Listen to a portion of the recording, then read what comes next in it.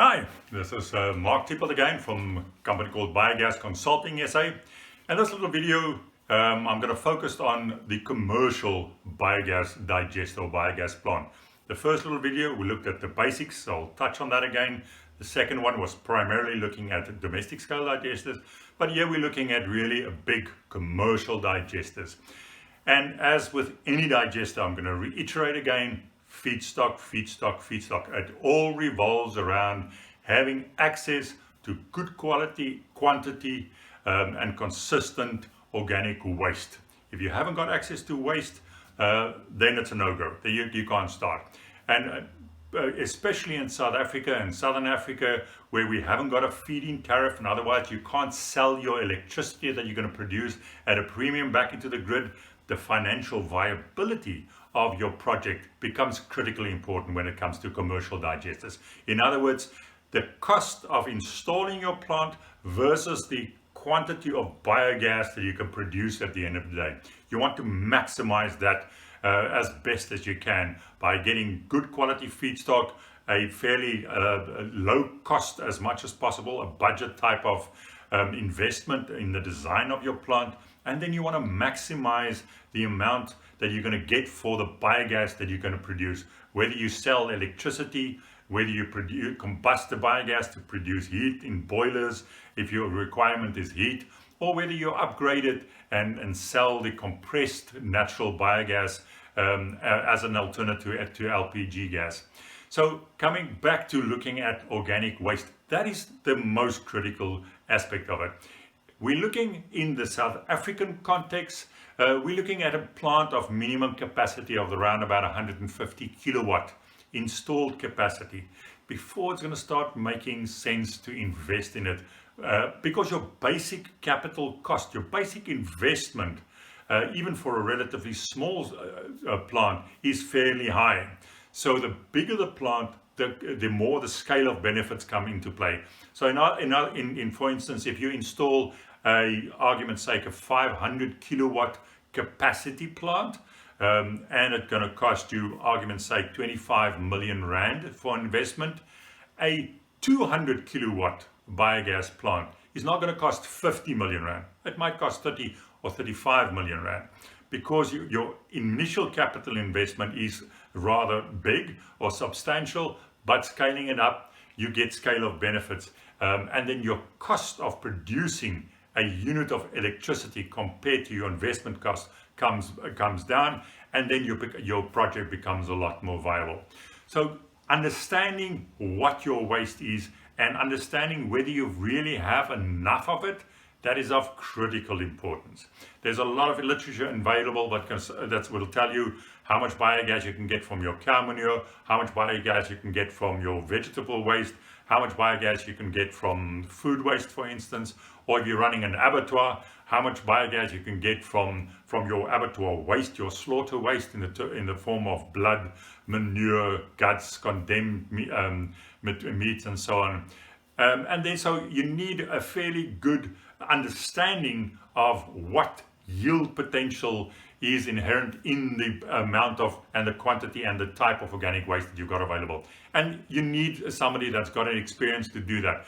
Purely just basing your entire calculation and viability of your plant on a theoretical value that you got out of some literature or some website, you're running a huge big risk that something is going to go wrong, that your plant is not going to be viable at the end of the day. So spend a lot of time and get very good input from experienced consultants so that you really understand what kind of waste you've got and whether you've got access to it 365 days of the year. So that is the most important part. And the bottom line is you need a fairly substantial amount of organic waste, doesn't matter what it is, before you're going to really start looking at a viable investment. When I talk about a considerable amount, we're talking about 2, 3, 4 plus tons per day that you need access to. In the region of 5 to 20, 30 tons of organic waste per day. We're not talking per week or per month or per year. We're talking about per day. So if you're looking at, you want to make a commercial digester based on your manure, your cattle manure, you need to have sufficient numbers to produce at least 5 tons of cow manure per day before it's going to become viable. The next thing you've got to understand is, what are you going to do with the biogas that you're going to produce? You need to maximize your potential income based on the cubic meters of biogas that you're going to produce. The quantity and the type of organic waste is going to determine how much biogas you can produce. What you're going to do with it is the next big thing or variable that you need to pinpoint. If you're going to convert it into electricity, it will depend very much on what you are currently paying per kilowatt hour. If you are in a municipal area where your rates are, you're paying a very high tariff for your electricity, it will be a lot more viable. The same plant will be a lot more viable in those circumstances compared to going on a farm where you're paying rural flex tariffs and your tariff is much lower. So then the one in the city will be a lot more viable for the same capital investment compared to the commercial plant that you've got in a rural setting where you're paying a lot less for electricity. And remember also, it's very, very difficult to sell surplus electricity in South Africa and anywhere else in Africa. There's no readily available system where you can just sell it back to either Eskom or your utility or to the municipality.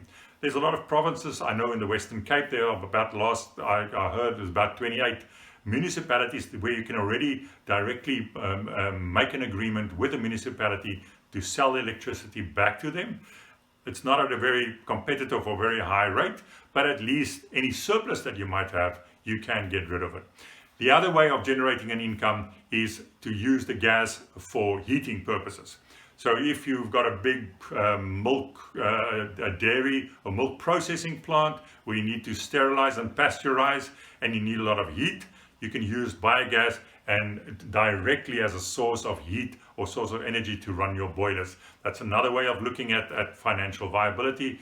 And then the other way is on a very large commercial scale. It only really comes viable because your initial capital investment into equipment is very high, is if you upgrade your biogas, split the methane and the CO2 and purify it, so you're actually ending up with 98% methane, compressing it and then selling that to an off-taker, somebody like Afrox or one of the big gas companies.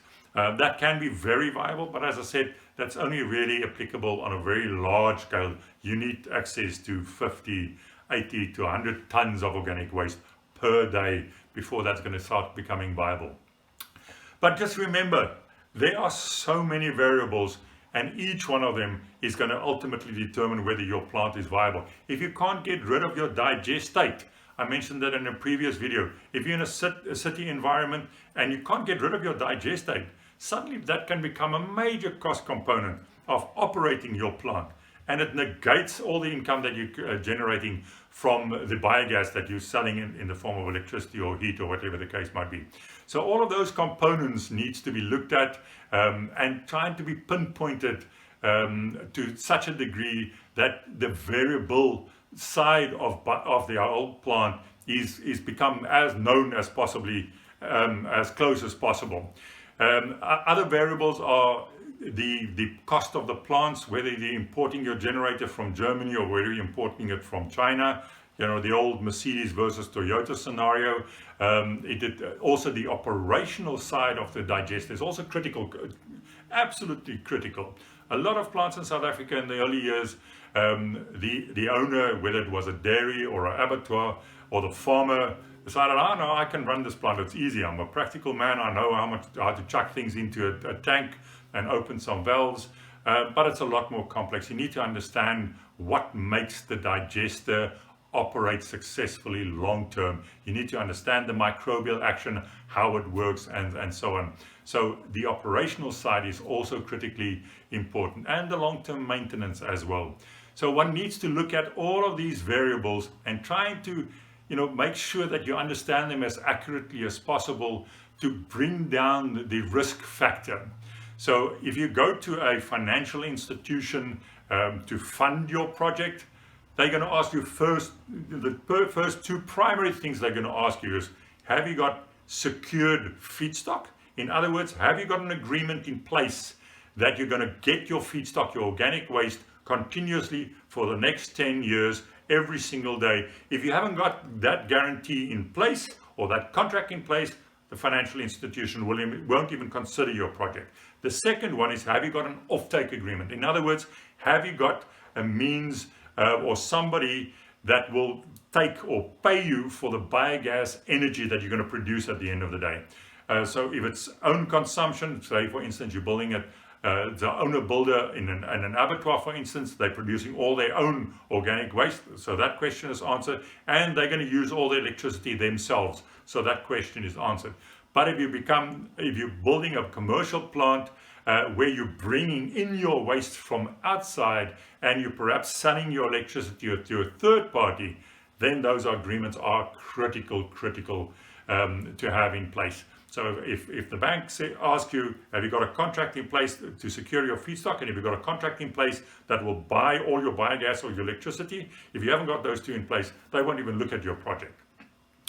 So the most important aspect of looking and understanding whether you've got a viable biogas project is make sure that you got somebody on board, or get a consultant, or do extensive studies, visit plants both locally and overseas to understand the feedstock and whether your feedstock will be there long term and it's going to produce enough electricity or enough biogas at the end of the day. And then what you're going to do with the biogas. Can you use every single cubic meter of biogas that's going to come out on the other side? If not, in either of those two, then there's a big question mark around the financial viability of the project. So ultimately, look at, if you want to determine whether a biogas project is going to be viable or not, the best advice I can give is contact a consultant that really understands it. There's no way you can wing it by yourself, because there are simply too many variables that comes into play. There's nothing generic about biogas. So if you can understand that, you're halfway there in making sure that you've got a viable project at the end of the day. You're more than welcome. If you've got any specific questions or you've got your own plant that you want to develop, contact me on the website. We're happy to assist and help you. Hope this video has helped you somewhat. Thank you very much.